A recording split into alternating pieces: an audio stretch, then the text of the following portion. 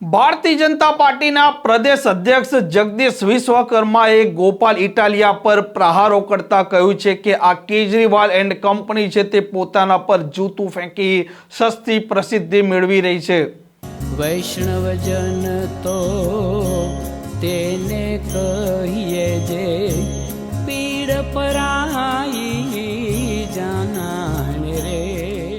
નમસ્કાર, આપ જોઈ રહ્યા છો નવજીવન ન્યૂઝ અને હું છું આપની સાથે તોફિક ગાંચી। ધારાસભ્ય ગોપાલ ઇટાલિયા જૂનાગઢમાં જે પ્રકારે સભાનું સંબોધન કરી રહ્યા હતા અને તે જ સમયે એક વ્યક્તિ છે તે ઊભો થાય છે અને ગોપાલ ઇટાલિયા પર જૂતું ફેંકવાનો પ્રયાસ કરે છે। આ મામલે ખળભળાટ મચી જવા પામે છે।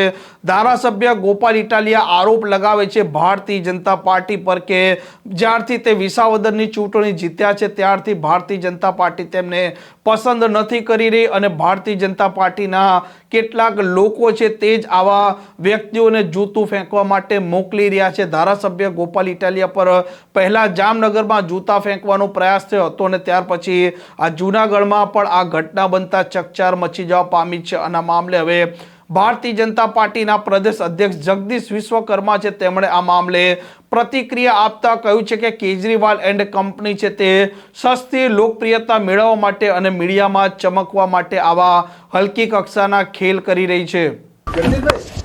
ગોપાલ ઇટાલિયા પણ બીજી વાર જૂતું ફેંકાયું ને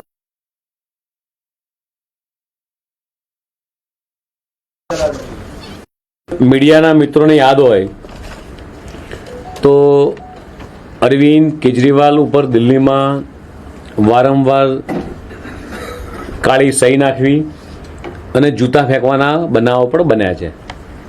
જ્યારે પોલીસ તપાસ થઈ અને ત્યારે જે જૂતા ફેંકવાવાળા અથવા સહી નાખવાવાળા પકડાયા એના કનેક્શન દૂર દૂર સુધી અન્ય કોઈ પાર્ટી સાથે નહોતા।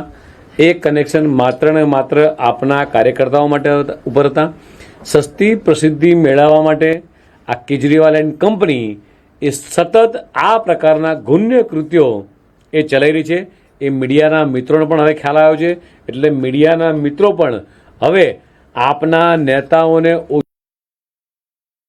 માટે તમામ મીડિયાના મિત્રોનો પણ આભાર માનું છું કે તમે જૂઠાણને પારખી ચૂક્યા છો અને જૂઠાણને તમે પોતે પણ એ જાકારો આપી રહ્યા છો।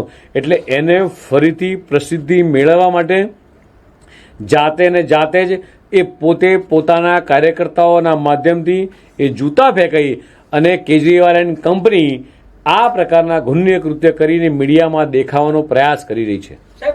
આમ જગદીશ વિશ્વકર્મા કહી ચૂક્યા છે કે ભૂતકાળમાં કેજરીવાલ પર શાહી ફેંકવાની વાત હોય કે પછી આ જૂતું ફેંકવાની વાત હોય, આવા ખેલો આમ આદમી પાર્ટીના કાર્યકરો જ કરતા હોય છે અને ભૂતકાળમાં તે સાબિત પણ થઈ ચૂક્યું છે અને રાજકીય પાર્ટીઓ પર તે ખોટા નિશાન સાધતા હોય છે। આમ ગોપાલ ઇટાલિયા પર જે પ્રકારે જૂતું ફેંકવાની ઘટનાનો પ્રયાસ થયો છે તે મામલે જગદીશ વિશ્વકર્માએ કેજરીવાલ સહિત ગુજરાતના આમ આદમી પાર્ટીના નેતાઓ પર પ્રહાર કર્યા છે।